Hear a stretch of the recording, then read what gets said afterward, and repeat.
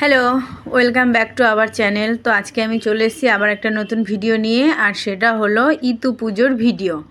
আমরা যেহেতু 3জন পুজো করব আর একজনের 2টো ঘট লাগে, সেই কারণে আমাদের 3জনের জন্য 6টা ঘট।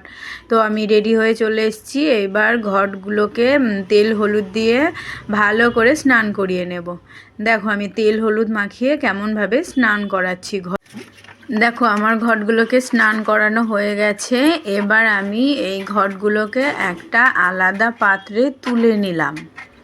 একটা একটা করে সব ঘটগুলো আমি সুন্দর করে দেখো আমার ঘটগুলো তো স্নান করানো হয়ে গেছে। এবার আমি ঘটগুলোকে রেডি করব। প্রথমে ঘটটা হাতে তুলে নিয়েছি। এবার দেখো প্রথমে একটা হচ্ছে চন্দনের ফোঁটা দেব, একটা পুরো লাইন, তারপরে সিঁদুরের ফোঁটা, তারপরে কাজলের ফোঁটা, এমন করে পুরো ঘরটা কমপ্লিট করতে হবে। এক লাইন চন্দনের ফোঁটা, এক লাইন সিঁদুরের ফোঁটা, এক লাইন কাজলের ফোঁটা। দেখো আমি পুরো ঘটগুলোকে কমপ্লিট করে নিয়েছি। এবার ঘটগুলোকে আমি একটা থালার মধ্যে নিয়ে নিলাম।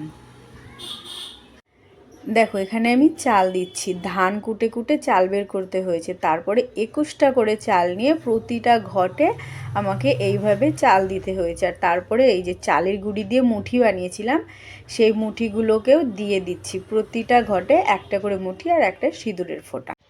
এই দেখো পুজোর জন্য আমার সব কিছু রেডি হয়ে গেছে। আর আমি ঘরটার মধ্যে দুধ আর গঙ্গা জল মিশিয়ে রেখেছিলাম।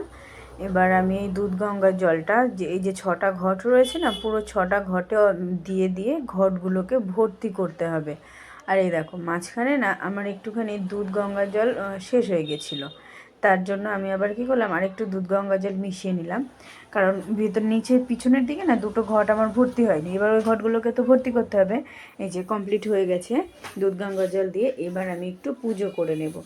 এই যে ফুল বেলপাতা প্রতিটা ঘটে অল্প অল্প করে দিয়ে আমার পুজোটা, দেখো আমি কেমনভাবে পুজোটা কমপ্লিট করছি।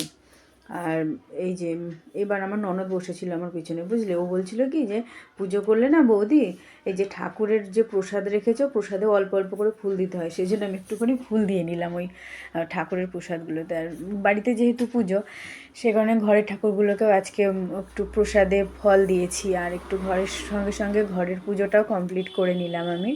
কারণ পাশাপাশি রেখেছিলাম যেহেতু, ঘরের ঠাকুরটাকেও তো একটু দিতে হয় না। আমি তো অবশ্য রোজ রোজ দিতে পারি না ফল দিয়ে, কিন্তু আজকে যেহেতু দিচ্ছি এই ঠাকুরগুলোকে, সেই কারণে ঘরের ঠাকুরগুলোকেও দিলাম। এই যে এবার আমি আরতি করে নিলাম। আর আমার না ধুনোর গন্ধ খুব ভালো লাগে, যেই কারণে আমি দিনের বেলাতেও ধুনো জ্বেলেছিলাম। আর এই যে এবার এখানে দিলাম, সেই জন্য একই ব্যাপার, ঘরের ঠাকুরগুলোকে একটুখানি ধূপকাঠি, একটু প্রদীপ, একটু ধুনো দিয়ে আরতি করে নিলাম, ব্যাস।